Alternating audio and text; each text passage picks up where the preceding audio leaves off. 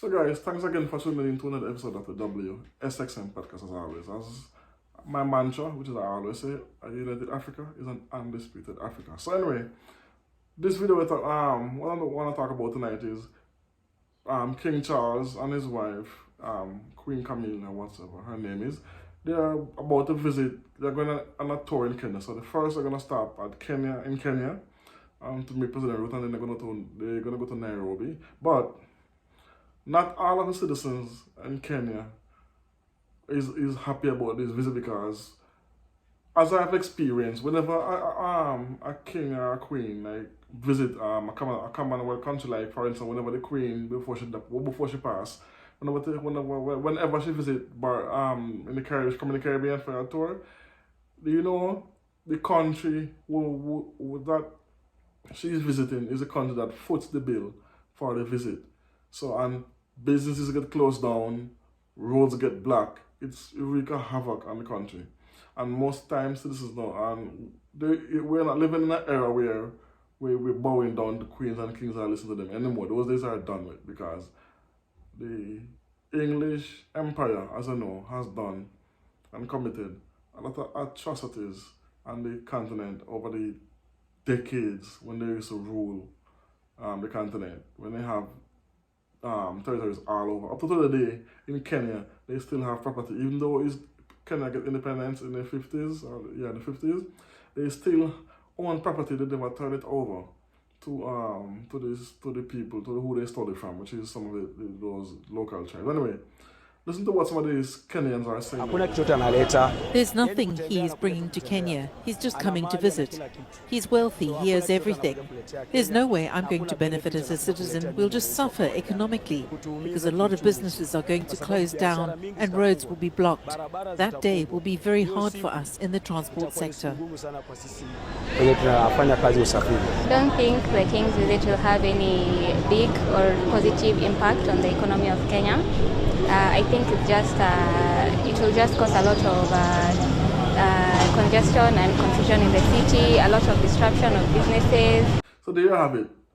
They themselves are saying the same, they are echoing the same sentiment I'm echoing, which means they don't see no benefit for the king and her queen to come visit because they're not bringing any money. Instead of they're taking out because Kenya will have to foot the bill, and security, personnel, and closing down businesses and blocking streets and the whole shebang, the whole nine. But listen to this. One of these Kenyan tribe that they took land from. Listen to what this gentleman said. We're asking King Charles III also to touch on the same.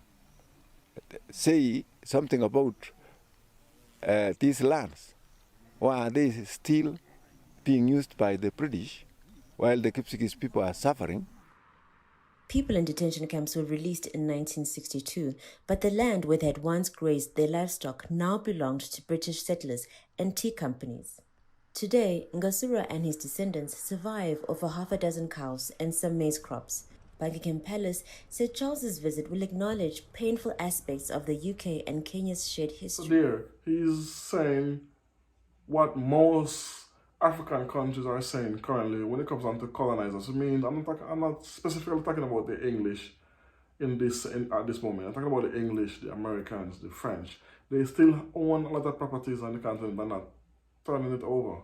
Hence the reason why Julius Malema said that whenever he gets in power, you're gonna do the legal way. You're gonna go through the courts to retain back South African citizens to get by their land, which means you can prove it was yours before, so you can get it. They won't let us take it, and just say, look, take it.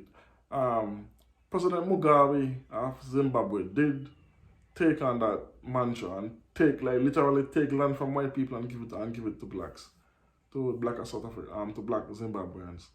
And it caused a whole uproar. That's why up to today, Zimbabwe is still heavily sanctioned. Anyway, let's get back to this video. So he visits Kenya tomorrow, and as you can see there, and in the 50s when they arrived, when it was Queen Elizabeth, where you see that it's black and white. You see how the the soldier is pushing the gentleman. Yeah, that's how they used to treat black people then.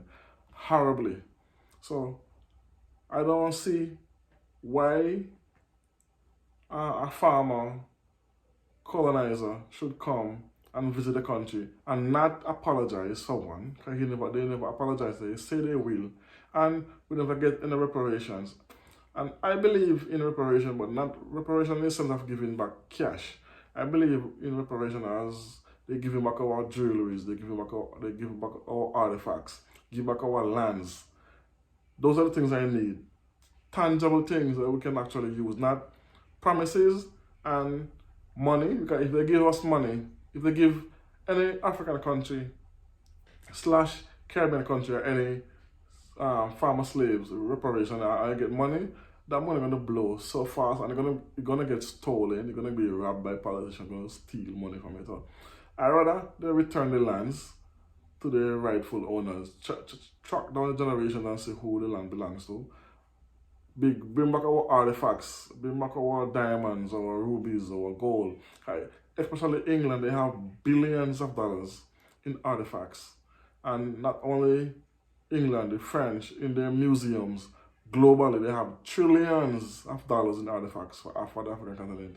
And before they return it, what they're saying is, oh, if we give it back, they can't take care of it, they're going to damage them. We don't know the use of it and stuff. These undertone racist things they don't say. And they say this on news, you know, and in news articles. And so it's not like I'm saying this. They actually said, we don't know the use of it, we can't preserve them, and we're going to destroy them, or we're going to damage them if they return it back to us. So they still, up to today, still think of us as less than. Mind you, they have stolen millions of ingenuity inventions they have stolen from us and rebranded and say it's theirs. Because don't forget, in those days, slaves, when we were slaves, whatever you create, whatever you build, whatever intellectual property whatever, the slave master can take it and patent it as his because yours is his property. So majority of the stuff that you see, things you see in the world today, was done by us during slavery and after slavery, during the 70s and the 80s. And up to today, they are still trying to do it, but it's more difficult now than then. But, you know, you get what I'm coming from. Anyway, let me know what you think about this in the comment section. Thanks for watching. As always, peace, one love. Boom.